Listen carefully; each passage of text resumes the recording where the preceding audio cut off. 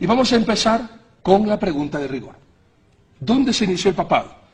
La Biblia, muchos de los católicos dicen, Yatensi, que está basado bíblicamente en Mateo, capítulo 16, versículos desde el 16 hasta el 19. Y leo lo que dice la palabra de Dios. Mateo 16, de 16 al 19.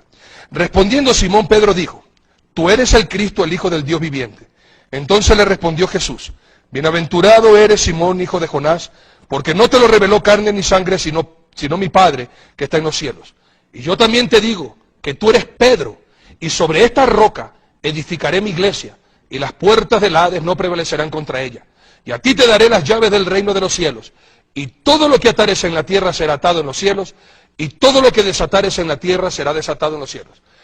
Jesucristo, cuando dijo estas palabras a Pedro, ¿significaba que Pedro iba a ser el fundamento de la iglesia? ¿Significaba que Pedro iba a ser el sustituto de Jesús? ¿Significaba que Pedro iba a ser el primer papa, Yatensi? Una muy buena pregunta, David y Arturo. Mire, permítame hacer una crítica a las traducciones. La Biblia no tiene error, porque es inspirada por Dios. Pero no tiene error cuando fue inspirada en los idiomas originales.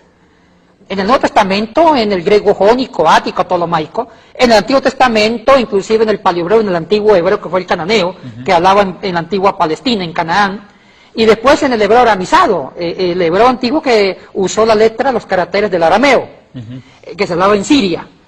La palabra de Dios, cuando fue inspirada en las lenguas bíblicas, que ya son muertas, bueno, aunque se habla el hebreo o el griego, pero tienen otras estructuras gramaticales, aunque sí mantienen la misma línea, se usó esas lenguas para inspirar el texto.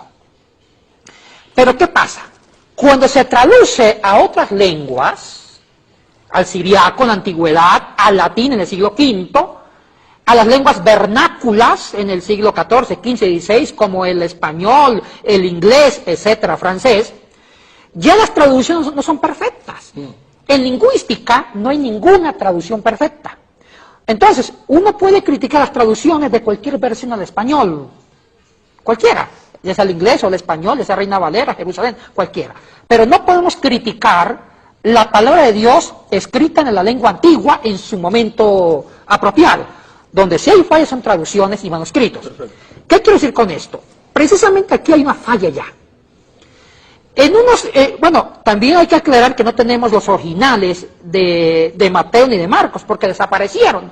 Antiguamente la conservación de textos, de papeles, de papiros, de piedras, de ostracas, de esferos que no eran esferos, eran ramas de árboles, eran instrumentos escriturarios bastante fácil de corromperse, de destruirse. Y no había tener con fotocopiadora. Usted escribió un texto antiguo y la única forma de conservarlo era volverlo a copiar, volverlo a transcribir. Así se conservó o se conservaron las Sagradas Escrituras. Vamos a la pregunta. La traducción es bastante compleja. En uno de los manuscritos del siglo V, en griego, uncial, mayúscula, dice, la palabra Pedro en griego es Petros, o también neutro Petron. Petron significa piedra o roca. El plural es Petra, piedras o rocas. Perfecto. En un manuscrito, el manuscrito Vaticanus, en griego dice Pedro, o sea, Petron, sobre esta piedra edificaré eclesia, la iglesia. Y se ha traducido en latín como singular, Pedro, sobre esta piedra edificaré, o sea, como decir, la iglesia. Y así se tradujo al latín, y el latín se tradujo al español y a otras lenguas, como el inglés. Pero en otro manuscrito del mismo siglo, inclusive años más antes que el manuscrito Vaticanus en griego, que se llama el Manuscritus Sinaiticus, no dice singular Petros o Petron, dice Petra. O sea que la traducción de este manuscrito sería, Pedro, sobre estas piedras, rocas, plural, edificaré mi iglesia. Tenemos un problema en papirología. ¿Cuál de las dos versiones le hacemos casos en el griego? Si el que está en singular o está en plural. Ahora, para hacer el estudio más corto, le voy a responder. Los papirólogos actuales de hace 30 años para atrás ven mucho más fidelino, más original el manuscrito sinaítico. O sea que la traducción correcta sería: Pedro, sobre estas piedras edificaré mi iglesia. O sea que Jesús está diciendo sobre el fundamento de los apóstoles, sobre sus discípulos, que eran los primeros cristianos, eran los discípulos, va a ser la iglesia. O sea que en el papiro sinaítico, Jesucristo no está endiosando a un hombre en singular, sino que está diciéndole sobre ustedes, apóstoles, o discípulos, o seguidores míos, edificaré la iglesia. Eso es lo razonable. Entonces, ya los papirólogos no le dan importancia al papiro vaticano, donde dice sobre esta piedra en singular. O sea que esa traducción ya ha sido superada. O sea que lo que acabas de decir es que lo que Jesucristo estaba diciendo sobre la doctrina de los apóstoles, que era la enseñanza de Jesucristo hacia ellos, iba a ser edificada la iglesia. Sí, señor. Que es lo que dice Mateo 28, 19 y 20, y que es lo que dice la palabra de Dios, Hechos 2, 42. Sí, señor. Y perseveraban en la doctrina de los apóstoles, en la comunión unos con otros, en el partimiento del pan y en las oraciones. Y después, posteriormente, el mismo Pedro dice en 1 de Pedro capítulo 2, versículo 4, ¿qué nos dice la palabra de Dios? Sí, pero antes de eso, Yatensi, permitime añadir esto. Cuando yo leía este pasaje que acabamos de citar sobre supuestamente Pedro nombrado como primer papa, que tanto ha servido de caballito de batalla para que la Iglesia Católica catapulte el papado como la representación de Dios en la tierra, yo muchas veces al leerlo lo entendí de esta manera. ¿Sabes cómo? Cuando le preguntan, dice: ¿quién dice la gente que soy yo? Unos dicen que eres Jeremías, que eres Elías, que eres uno de los profetas. Listo. Y ustedes, muchachos, les dicen los apóstoles, ¿quién dicen que soy yo? La opinión para Jesús, la más importante, era saber qué piensan sus talmidim, sus discípulos, no qué piensa la gente, sino qué piensan los más cercanos a él. Y él dice: tú eres Yeshua HaMashiach, Ben Elohim, tú eres Jesús el Mesías, el Hijo del Dios viviente. Bien, entiendo yo que Jesús lo que les dice, eso, Pedro, la piedra sobre la que edificaré mi iglesia son las palabras que acabas de decir, que yo soy el Mesías, porque ese es el fundamento de la iglesia que cree que Jesús es el Mesías. Claro. A mi modesto entender, la piedra que sustenta a la iglesia es la creencia en que Jesús es el Mesías, Hijo de Dios. Y el mismo Mesías dice: esta es la vida eterna, que te conozcan a ti y a Jesucristo a quien has enviado. Por tanto, el fundamento de la iglesia, más allá de los apóstoles, me parece que son las palabras de Pedro y no Pedro. ¿Y cuáles fueron las palabras de Pedro? Reconocer el mesianismo de un Mesías esperado por tantos siglos, por Israel y por el mundo. Reconocer que Yeshua es el Mesías, el Hijo de Dios, y es el fundamento de toda la iglesia sobre la cual los mismos apóstoles contribuyeron. Los apóstoles no hablaron de sí mismos, hablaron de Jesús como Mesías.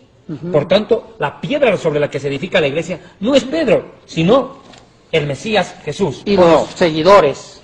Y seguidores. Podríamos decir también, Pero permíteme Sí, un segundito. perdón. Primera de Pedro 2.4 que citaba, dice: escuchen, los que piensan que Pedro era el primer papa, los que siguen creyendo eso, escuchen lo que Pedro dijo. Vamos a ver quién había sido la piedra. Dice, Primera de Pedro 2.4, acercándose a Jesús, Yeshua, piedra viva, desechada ciertamente por los hombres, mas para Dios escogida y preciosa. Pero lo más impresionante es lo que dice Pablo ahora. Si el problema es traducir como piedra o como roca, a ver, vamos a ver si por ese lado también se nos evade la respuesta. Pero vamos a ver lo que dice 1 Corintios 10.4. El apóstol Pablo está hablando de la tipología de los judíos recorriendo en el desierto, de la alegoría. Y dice, 10.4 de 1 Corintios, y todos bebieron la bebida espiritual, porque bebían de la roca espiritual que los seguía, y la roca era Cristo. Entonces, ¿cuál había sido la roca sobre la que se edifica la iglesia? Yeshua el Mesías, punto. No es ni siquiera Pedro. Y no olvidemos esto, y perdóname que me adelante un poco, porque Pedro después de eso negó 3 veces a Jesús. Entonces, ¿qué hacemos? claro. O también podríamos decir que Jesús le está diciendo a esa piedra: Pedro, tú eres piedra, pero sobre esta roca, sobre Jesús. Y dense en cuenta, hermanos, que la iglesia de Cristo tiene el fundamento Cristo, pero tú, Yatense, tú, David, nosotros somos piedra que seguimos continuando edificando la iglesia. Acuérdense que en la palabra de Dios el libro de Hechos no tiene fin. Y todavía nosotros estamos escribiendo la historia de la iglesia de Cristo. Podríamos decir entonces que ciertamente Cristo es el fundamento y que Cristo no hizo ni tampoco dejó a Pedro como papa. ¿Y por qué decimos esto? ¿Por qué razón los papas no se casan? Y Pedro era casado, y atención. ¿De dónde sale? El celibato. Ahora tú dices ¿por qué que no tienen los papas no se casan? Porque no quieren que le pase lo mismo de Pedro, ¿Qué cosa? tener suegra. Mire, Convencerlo. sobre, bueno, para terminar la respuesta a la primera pregunta, que es una pregunta bastante importante, la respuesta es también muy importante. Hay dos hermenéuticas que estoy muy de acuerdo con David, una lectura bastante buena, una hermenéutica del texto. Una cosa sí estamos seguros, podemos aceptar varias interpretaciones, pero menos decir que el texto apunta que Pedro es la roca como papa. Hay el tema de las traducciones de Petros, Petra, esa es una explicación técnica, también está la explicación hermenéutica que es muy apropiada y la comparto David, que se une las palabras de Cristo con sus seguidores. O sea, la iglesia tiene el fundamento en Cristo y también se va tomando fuerza con los auténticos seguidores, que también es parte de la iglesia, y estamos muy de acuerdo con esto.